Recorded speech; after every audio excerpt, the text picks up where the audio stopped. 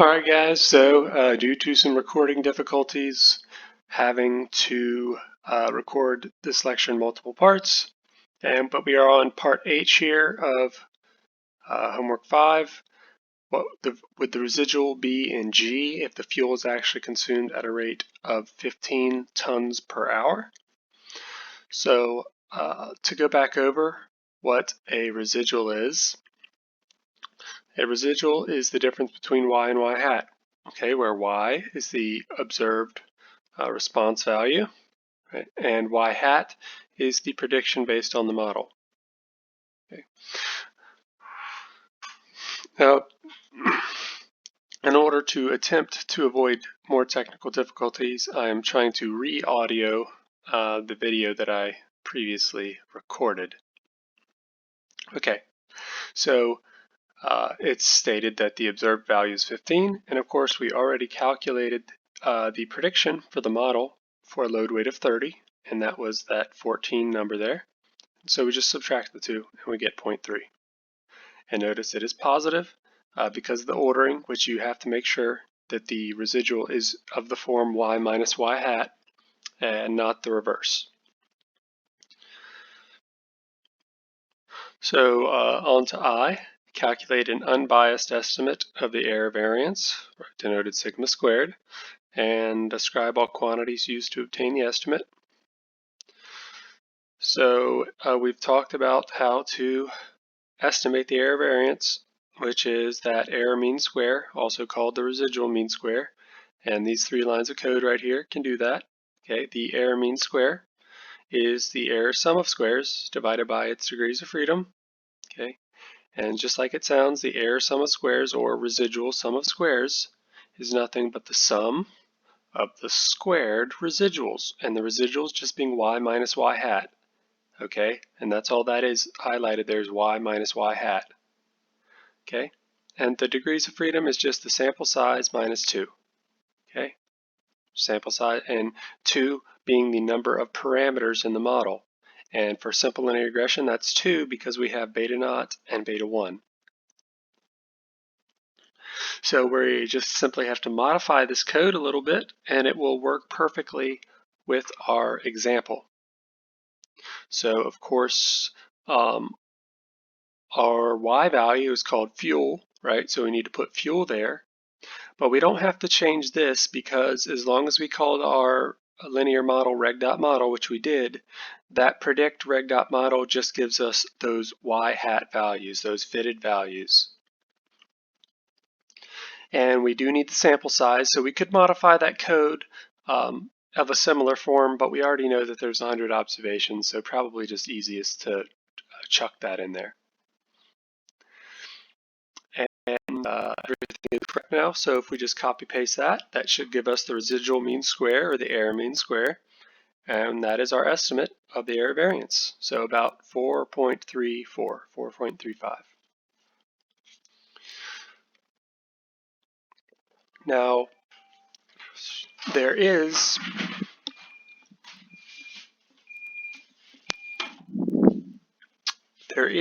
a second way to do this that I want to go over.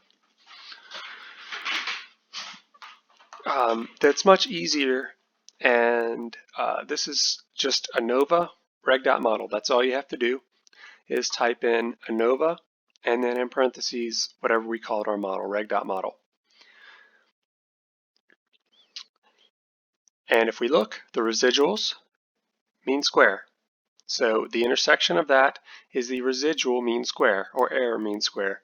And if we look up above, that is exactly what we calculated by hand. So instead of calculating it by hand, we could simply use this function to provide us with the estimate of sigma squared. Okay, and again, that's just the error or the residual mean square value there.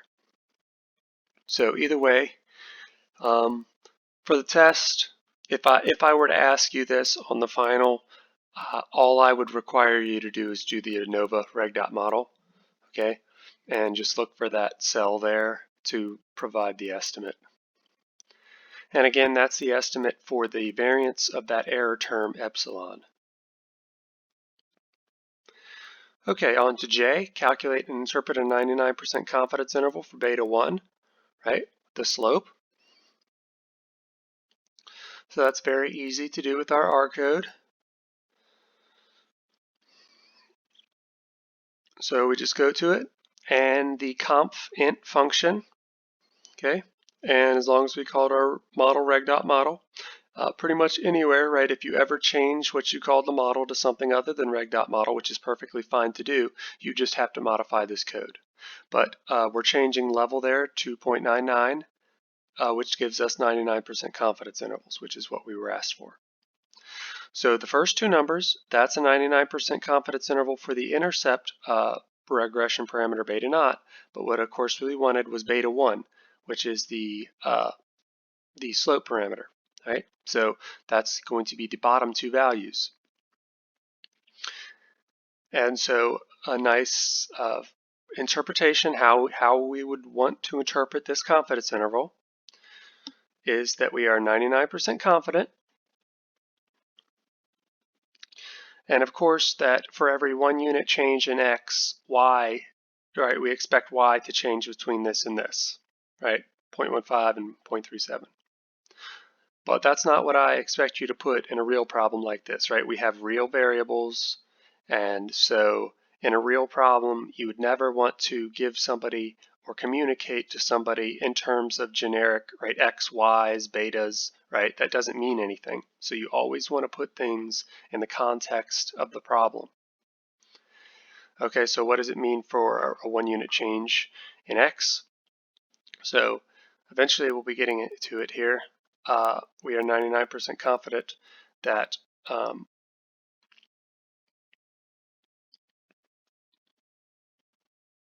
okay, so I'm wording it at 1 ton of additional load weight, right? 1 unit change in X, which is load weight, and our units are tons.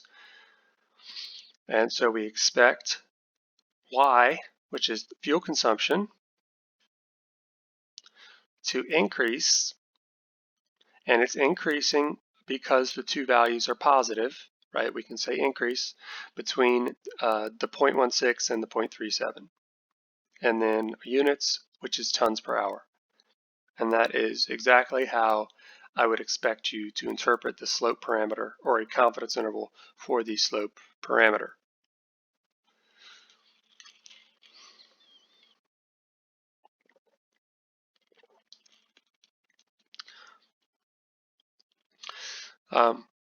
So if both numbers are negative, right, the only thing that changes is we would expect fuel consumption to decrease. And if if the bottom number is negative and the top number is positive, that's when we don't know, right? When these confidence intervals include 0, that's when we're not sure. And so that's basically what the next question asks is, based on this confidence interval, can we conclude that there's a relationship? And yes, we can, because both numbers are positive, right? Not including 0, we can determine that there's a relationship, and specifically a positive one, right? The slope is positive. We can see that from the graph very easily, right? But we're 99% confident that there's a positive relationship. As load weight goes up, fuel consumption goes up. Okay. If the confidence interval included 0, that's when we would say we do not have evidence that there is a relationship between load weight and fuel consumption.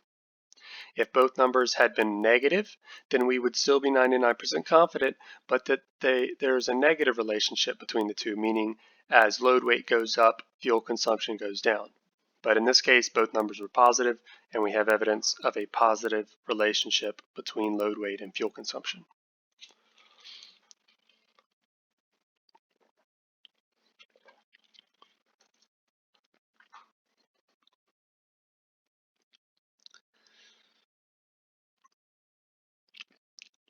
Just here, right, if the line goes from the upper left to the bottom right, that's of course a negative slope, and that would be indicating that the values would be negative in that case.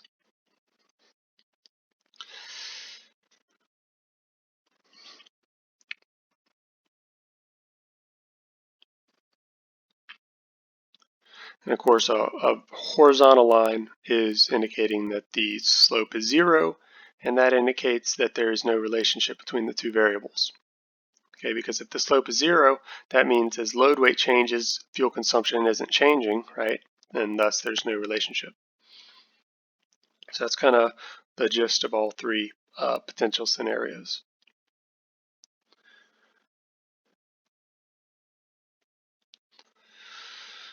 All right, so on to number L, or letter L. Conduct a hypothesis test at the 0.01 level of significance that beta 1 is equal to 0. Right, so that's just a bunch of statistical jargon. We really need to understand exactly what this is doing, right? It's more meaningful than just testing a hypothesis of some random parameter, right? So this is a hypothesis test that beta 1, the slope, is 0, which again is more meaningful than what it sounds like. It's a hypothesis test testing whether the two variables are related, right? Because if the slope is 0, then that implies load weight x is not related to fuel consumption y. Okay, so this is really a hypothesis test testing whether load weight is useful in predicting fuel consumption. Okay, so very, very meaningful. And of course, the significance level alpha is 0.01. Okay, so we have to know, right, that's normally generally 0.05 unless otherwise specified. And so we can get this confidence interval very easily, or sorry, this hypothesis test. Of course, I expect you to understand the basics of hypothesis testing, right? And so, of course, we need the significance level, which we have, and the other thing that we need is a p-value. And the summary function is what gives us p-values. And we just have to copy-paste that, and then understand where to find the p-value. Because again, if you've never done it before, you probably would not be able to pick out the p-value from this table. So this table is giving our estimates beta naught hat and beta 1 hat. And over here, this is what R is calling the p-value, probability greater than absolute value of t. So this is the p-value for the test whether beta naught is equal to 0, and the bottom number is the p-value testing whether beta 1 is equal to 0. Of course, that's the one we want. So we have to know we're looking at the second number there. And so that's basically 2 times 10 to the negative 9th. So very, very, very small number. So with our p-value and our alpha, we can come to a conclusion. So because the p-value, which is approximately 0, is less than or equal to alpha, okay, which was 0.01, okay, and I'll just put less than because I can't put a nice less than or equal to in this little text editor here, but technically it's less than or equal to, right? We reject the null hypothesis, right? We should immediately know that, which states that beta 1 is equal to 0. And thus we have evidence of the alternative hypothesis. Okay, the alternative hypothesis is always going to be the opposite. So that would be that beta 1 is not equal to 0.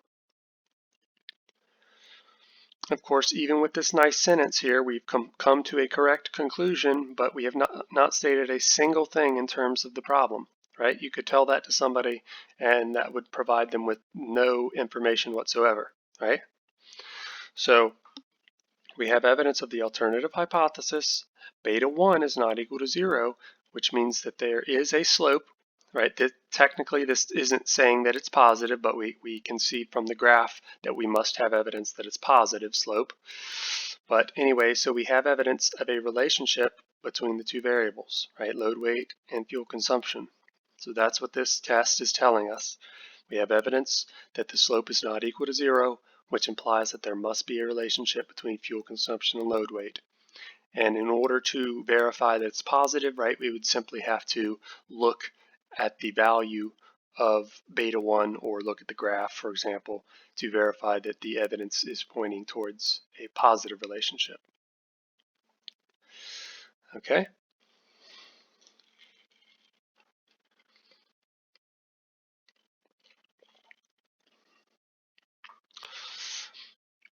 Okay, and that's M, which I basically just answered. Okay, and so on to N, do the confidence interval and hypothesis test lead to the same conclusion? So of course, to recap, we just determined with the hypothesis test that there is a relationship. And back to the confidence interval, again, right, we determined that there is a relationship. So yes, they do lead to the same conclusion. And they will always lead to the same conclusion if alpha is the same, right? Notice alpha for the hypothesis test is 0.01, and when we have a 99% confidence interval, that means 1 minus alpha, right? Alpha is also 0.01. So if the alpha for the corresponding hypothesis test and confidence interval is the same, then they will always render the same conclusion. Okay. The only time you might get a different conclusion is if you let alpha be different for one of them, right? Then it's not quite the same. But if alpha is the same, you always get the same conclusion. So pretty much two different ways that you could determine whether the two variables are related to one another, or if we have statistical evidence, right, that the two variables are related to one another.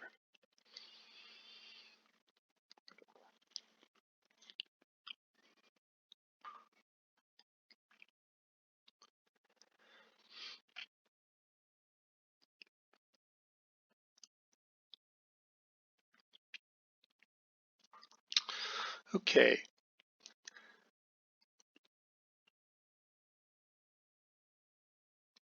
So on to O. Calculate and interpret a 96% confidence interval for the average fuel consumption of a Boeing 777 that has a load weight in the 95th percentile. Okay, just reading that through once sounds very complicated, but it's not. Okay, we want a 96% confidence interval for the average fuel consumption, right? So the average value of Y. And the only thing that's missing is, well, we need to know what X value that we want in order for this average fuel consumption, right? We want to know the average fuel consumption for a specific value of X, right? And we want a confidence interval for such a quantity. And so the X value is the load weight in the 95th percentile of load weights. Okay, but all that is an X value, right? It is the load weight value such that 95% of load weights are at or below that load weight value. Okay, so that's just going to be a single number.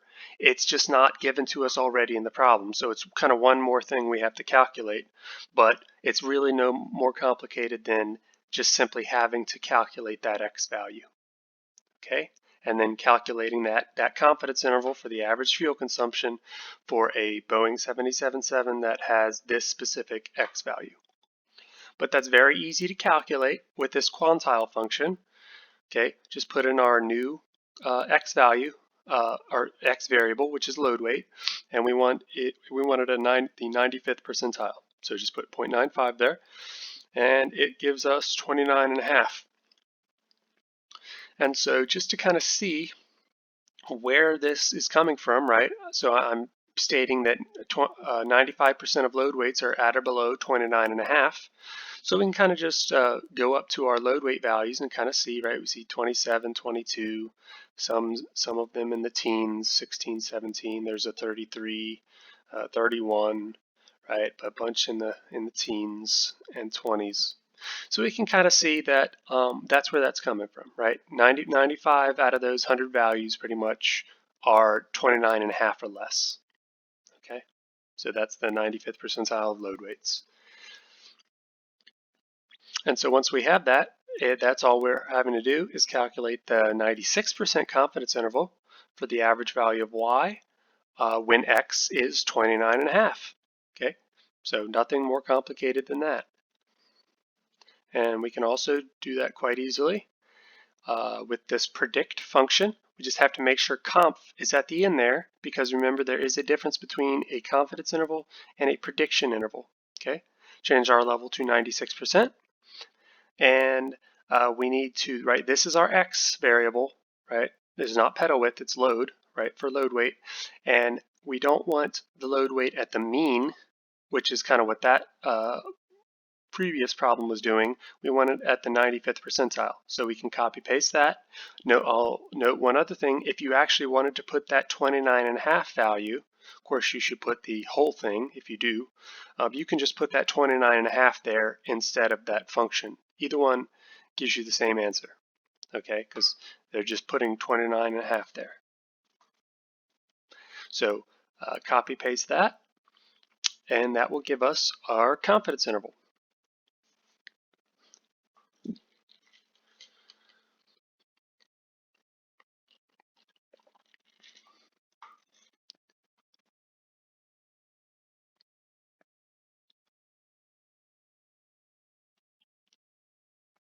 All right, so the first number is simply y hat, and the last two numbers are the upper and lower bound of the confidence interval. So that's really what we wanted, okay?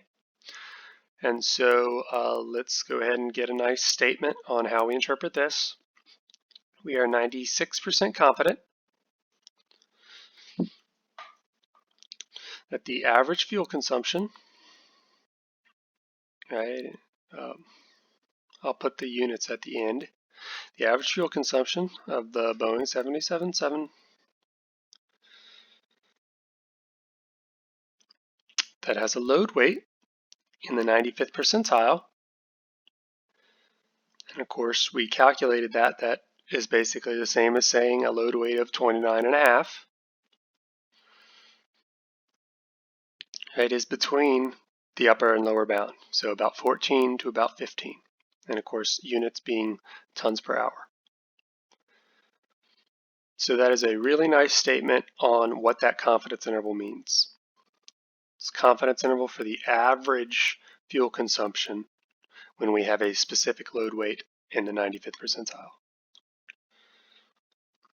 Okay, number P is the exact same thing. Notice everything is exactly the same, except it is a prediction interval. And remember, the prediction interval is different because unlike a confidence interval, which is for a parameter, an unknown parameter being an average, the prediction interval is just for a single random observation. So in this case, it is just a prediction interval for the fuel consumption of some random Boeing 777, which has a load weight in the 95th percentile. So unlike all confidence intervals, we can assign probability statements to prediction intervals because these Boeing 777s, it's picking a random one, so it is basically like a future observation, and things in the future we can assign probability statements to. Okay, since we already modified that first one, the only thing we have to do is change comp at the end to pred for prediction, and it spits out the answer. And notice the interval is much wider, right? There's much more variability in predicting single observations than in predicting averages, right? There's much less variability in averages than in single observations.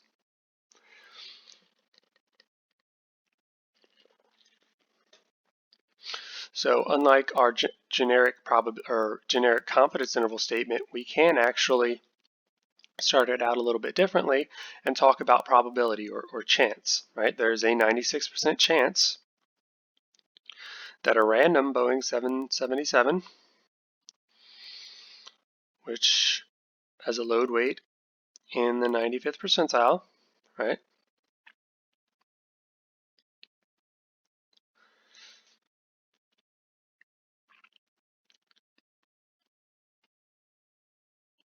is between the upper and lower bound.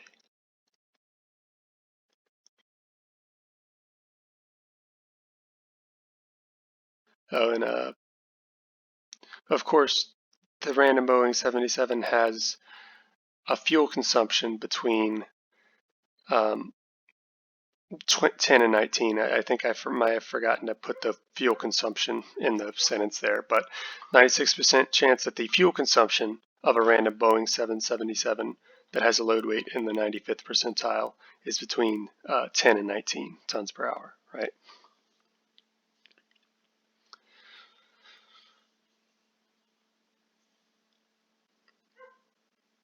All right. Kind of already answered Q, which one is wider? Of course, P is wider. The prediction interval is wider. because there's much more variability in predicting single observations than in predicting averages of observations.